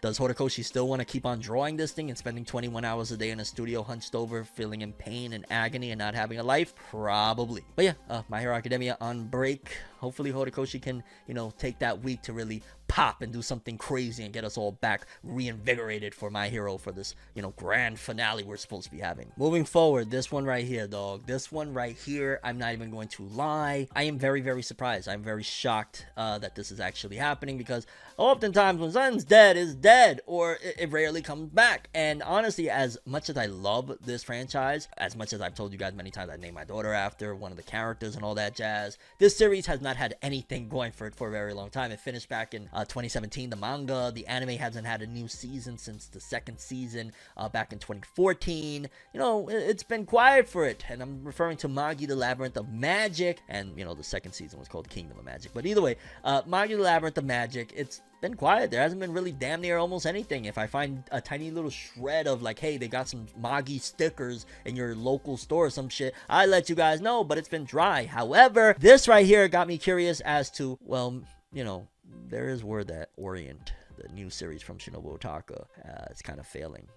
There's word that the anime is atrocious, and there's word that even people aren't really rocking with the manga. Maybe we could kind of say, hey, it kind of takes the L. It kind of was a failure. Maybe Shinobu Otaka's in talks to bring back Magi, and that would be the story. But we're still a long ways off from there, because that's not what the story is about. Unfortunately, right now, it's about Magi getting the first embers of coming back to life with an announcement of getting a play. And again, I'm shocked. A stage play, a stage musical, shall I say? Magi manga gets its first stage musical. Shinobu Otaka's Magi the Labyrinth of Magic manga is inspiring its first stage musical, entitled Musical Magi Dungeon Kumi Kyoku, that will run at the Tennozu Galaxy Theater in Tokyo from June 3rd through the 12th, and Morinomiya Piloti Hall in Osaka from June 18th to the 19th. And they got the actors here. I believe that those are the people that are going to be playing Morgiana, Alibaba, and Aladdin. They look alright. Costumes don't look great. You know, like if you look at like one of the posters for the Naruto ones, definitely doesn't look as high budgeted. Can you expect it though? Obviously Magi isn't as popular, but you know, just looking at this, and it says, you know, the cast includes these people. I'm not familiar with really anybody there, so you know, I can't really give any insight into that one. And it says Kotaro Yoshitani is directing the musical. Sayaka Asai is writing the screenplay. The anime adaptation of the manga premiered in Japan in October 2012. So yeah, it's been a long while since anything Magi, because again, Kingdom of Magic, the second season, wrapped up back in 2014, and Shinobu Otaka was doing Orient since 2018. So it's been a wild ride, and who knows? Maybe this could be the sparks. Maybe this could be like them testing the waters. The same way we just got the Bleach revival, and now it looks like Katekyo Hitman Reborn is taking strides into getting back into the swing of things. Could be the same for Magi, and who wouldn't be happy? Who wouldn't be excited? Like a Magi season 3, please. Magi season 3, when we got a stage play, right? Go, if you're in Japan right now, please go watch that stage play. For the love of God, bring all your friends, do anything you can, so people really be like, oh shit, Magi is still popping, and we can eventually get that return, because god damn it, man, you know what I'm saying? Season 3, where, when, huh? But yeah, people, Magi getting a musical, which means that there is some type of interest or investment from people around there into this franchise still. It's not over yet, people. There's still hope. There's still hope. Oh my god, we could get a big revival like Bleach. So take hold of all your wishes. Magi the Labyrinth of Magic, baby. Please return soon. Okay, people, and last little quote-unquote story of the episode. I wouldn't really call it a story, but it was something that I definitely wanted to push forth, because right now we got the cover for Dragon Ball Super Volume 18, and I'm not gonna lie, it looks absolutely incredible. It's Bardock, and then in the back you got Granola and his relative, I'm not gonna say who that is for spoiler reasons, and Goku, and it looks insane, especially recently with the manga stuff, which, by the way, in case you're wondering, like, yo, Fornev, what happened with the Dragon Ball Super and Boruto chapter reviews? What's going on? They're still coming. I know they're very late, but they're still coming. I'm just a little busy, everything, you know, it's a chaotic time in my life right now, but I promise I will get them out, because there's so much awesome stuff going on right now. And this cover, I ain't gonna lie, this is probably the best cover of all of Dragon Ball Super's manga, period. It just looks so good and detailed, and how the hell, who did this? Because there's no way somebody could draw a manga all month long and have time to do something this incredible and detailed. This looks like this took them 3 or 4 or 5 months to draw and color in. It's incredible. But yeah, people, I just wanted to throw this little story in there of the new Dragon Ball Super cover that fucking looks amazing. Like, holy shit, I need this. But yeah, people, that's all the stories we have for today's episode. Curious what you guys think. Most important story, favorite story, something that I didn't cover and you're like, Fornev, please cover it. Let me know. Also, don't forget that ForneverNews 2022 merch on sale now. Links in the description. Go pick it up. Get the hoodie, the hat. It's freaking awesome. Swagged out. You will feel so fucking dope. I ain't gonna lie. I've been getting mad stares. People be like, yo, that shit looks so sick when I'm in public. You want to feel like a superstar? I'm not even selling you some shit. I genuinely feel that way. But that's all I have for this one. Thanks for watching. I'm ForneverWorld, and as always, people, have an awesome day. And remember the golden rule. Anime and manga for life, boy. Have an awesome day. Peace in, and you guys just watched another episode of ForneverNews. Have an awesome day.